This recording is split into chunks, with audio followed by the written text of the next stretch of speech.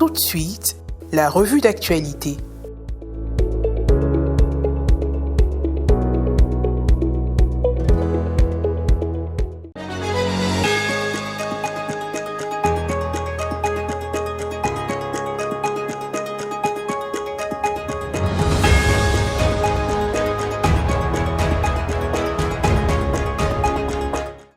Mesdames et messieurs, merci d'avoir choisi Ecclesia TV. Voici les titres qui font la une de ce bulletin.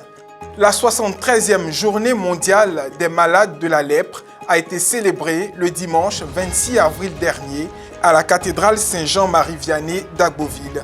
Le ministre de la Santé, de l'Hygiène publique et de la couverture maladie universelle, M. Pierre Demba, l'association Raoul Folero et d'autres organismes ont initié cette activité dans le but de faire comprendre aux populations que la lèpre n'est pas une fatalité.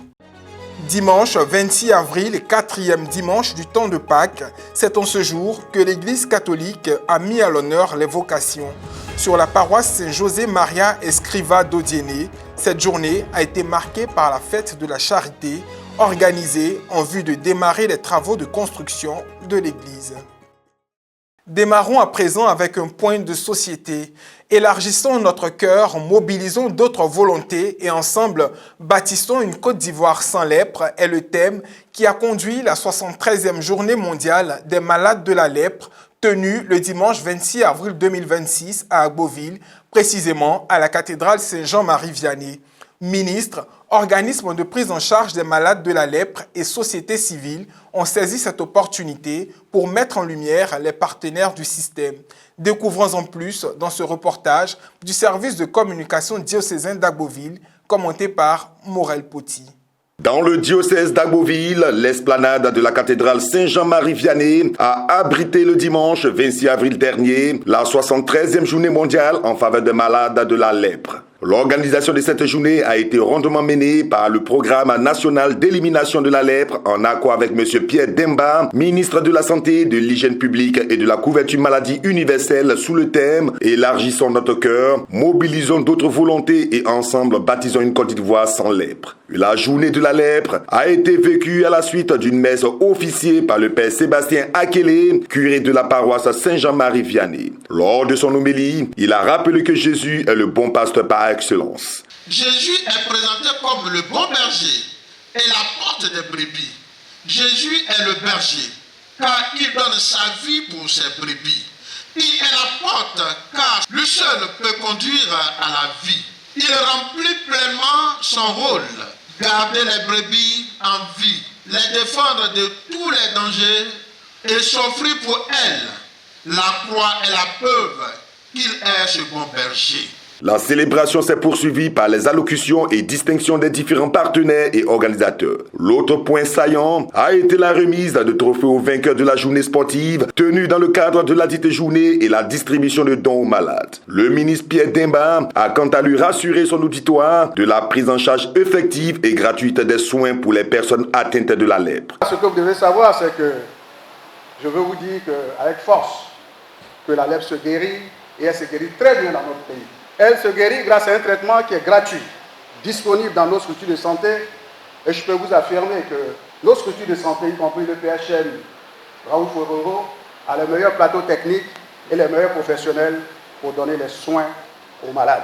Je ferai le plaidoyer, je sais que c'est déjà d'avance accordé, pour que tous les malades de la lèpre puissent être pris en charge grâce à la couverture maladie universelle dans nos hôpitaux de façon gratuite. Des expressions de joie pour cette initiative. Nous sommes venus écouter le message du ministre de la Santé et des différents partenaires qui accompagnent le ministère de la Santé dans cette lutte contre la lèpre et les affections de peau.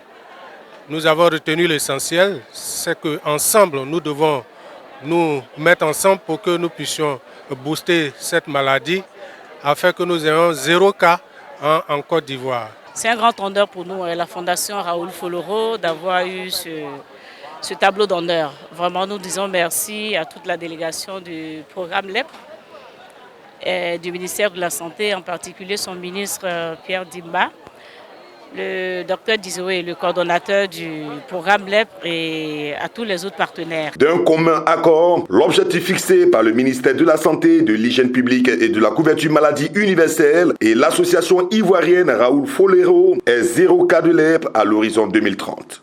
Au titre de la religion, les paroissiens de Saint-José-Maria Escriva, dans le diocèse d'Odiéné, ont célébré le dimanche 26 avril dernier, le dimanche des vocations et leur fête de la charité.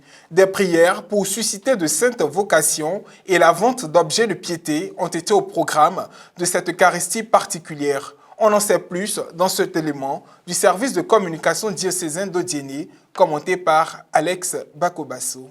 Le dimanche 26 avril 2026 marque la 63e journée mondiale de prière pour les vocations, célébrée lors du 4e dimanche de Pâques, dimanche du Bon Pasteur. Dans le diocèse d'Odiéné, particulièrement à la paroisse Saint-José-Maria Escriva, la messe célébrée s'inscrivait également dans le cadre de la fête de la charité organisée pour collecter des fonds en prélude des travaux de construction de l'église paroissiale. L'Eucharistie a été présidée par le révérend père docteur Serge Faustin Yomi, prêtre du diocèse de Grand-Bassam et anciennement curé de la paroisse cathédrale Saint-Augustin d'Odiéné, invité pour la circonstance. À ses côtés, les pères Jean-Noël Enviré et Ahmed Touré, respectivement curé et vicaire à Saint-José-Maria Escriva. Au cours de son homélie, le célébrant a invité les chrétiens à imiter le Christ, le bon pasteur. Nous pouvons reconnaître la voix du Christ au milieu de toutes ces voix si nous avons vraiment le temps avec le Christ. Or, le Christ, il est la porte, il est celui par qui nous avons le salut, il est venu pour le salut du monde. Et nous sommes appelés aujourd'hui à faire retentir sa voix là où nous sommes, là où nous vivons, en faisant connaître sa voix à nos frères et sœurs. Et c'est comme cela qu'eux aussi vont entendre la voix qui les appelle au salut. Moment marquant de cette célébration eucharistique, la vente aux enchères d'objets de piété dans un élan de solidarité pour les travaux de construction de la paroisse Saint-José-Maria Escriva d'Odiéné. Les pionniers encouragent leurs frères et sœurs à la générosité. Nous sommes les anciennes pionnières de cette paroisse parce que la paroisse a été créée devant nous. Moi-même, j'ai fréquenté dans cette école. Donc, je suis de la maison. Avoir aujourd'hui 90 millions, c'est difficile. Mais avec Dieu, on peut tout. Je leur dis beaucoup de courage pour la construction de cet édifice. Et que le Seigneur puisse les bénir et leur donner les moyens nécessaires de pouvoir réaliser ce projet. Un don fait au nom de la communauté à Dieu, c'est toute une génération qui en bénéficie. Donc il faut dire que moi, c'était vraiment pour moi un plaisir de participer à cette fête de charité. Et j'ai promis à Dieu de participer à ma façon, de donner 10 tonnes de ciment pour la construction de cette église. La messe s'est achevée dans une atmosphère festive. C'est une célébration où on rappelle aux fidèles que Jésus est le bon pasteur. Il est celui qui accomplit effectivement l'attente et l'espérance de tout un peuple, le peuple d'Israël, à qui Dieu avait envoyé des pasteurs, mais qui malheureusement n'ont pas conduit le peuple comme il se devait.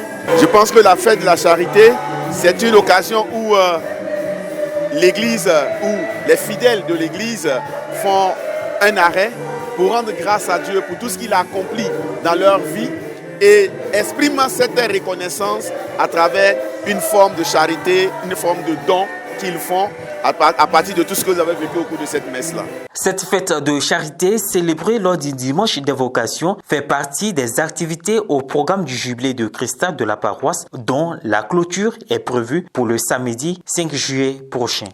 Et puis, d'un diocèse à un autre, à Katiola, le père Jean-Baptiste Lamissa Koulibaly, curé de la paroisse Divine Miséricorde de Nendeka, a célébré son 15e anniversaire de sacerdoce, couplé à la fête patronale de l'église paroissiale dont il a la charge.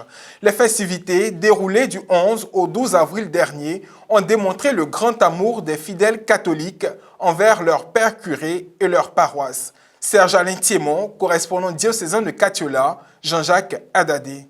Voilà 15 ans que le choix du Seigneur s'est porté sur le Père Jean-Baptiste Lamissa Coulibaly comme prêtre de Jésus-Christ. Pour marquer cette action de grâce, un concert de chants religieux a été gracieusement offert dans la nuit du samedi 11 avril dernier de 21h à minuit au sein de l'église Divine Miséricorde de Dendié-Kaha.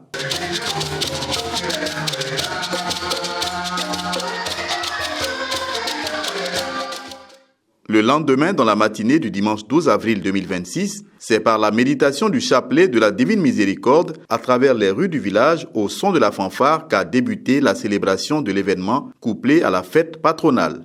La messe a été présidée par l'élu du jour, entouré de ses confrères et du peuple de Dieu, venu vivre ce moment particulier avec lui. L'homélie de ce jour a été prononcée par le père Martial Latte, aumônier national des scouts catholiques de Côte d'Ivoire. Ce fut le moment pour lui d'adresser des mots élogieux à l'endroit de son confrère. Frère, tu as choisi ce jour pour être davantage l'image de Jésus-Christ auprès de ce peuple. Étant image de Jésus-tête, tu es configuré à sa sainte personne. Et pour cela, il t'amène à témoigner de 3 choses qui, pour ton exercice, est fondamentale. La première chose, c'est la fonction d'enseigner. Dans cet exercice de ton ministère, tu seras appelé à sanctifier. Dans une procession d'offrandes, la communauté paroissiale, des membres de la famille et des membres de la diaspora sont venus les bras chargés de vivre et non-vivre au pied de l'autel, en action de grâce au Seigneur pour ses bienfaits dans la vie du Père Coulibaly. À l'occasion de la fête patronale, nous célébrons nos 15 ans de sacerdoce. Le point positif que je retiens pour ces 15 années passées au service de Dieu et de mes frères, c'est justement cet amour que dégagent les fidèles chrétiens malgré les difficultés qu'ils rencontrent. Et moi, en tant que pasteur, en tant que prêtre, ça me donne une force d'avancer encore de l'avant et à me donner encore davantage à l'annonce de la bonne nouvelle. Après la prière post-communion, une procession au flambeau avec 15 enfants, une vente d'eau minérale à l'effigie de la paroisse pour la poursuite des travaux de construction du presbytère, des échanges de présents, des allocutions et des prises de vue pour immortaliser ce moment ont meublé la suite de la cérémonie. Et voilà, c'est la fin de votre bulletin d'information. Merci de rester fidèle au programme d'Ecclesia TV.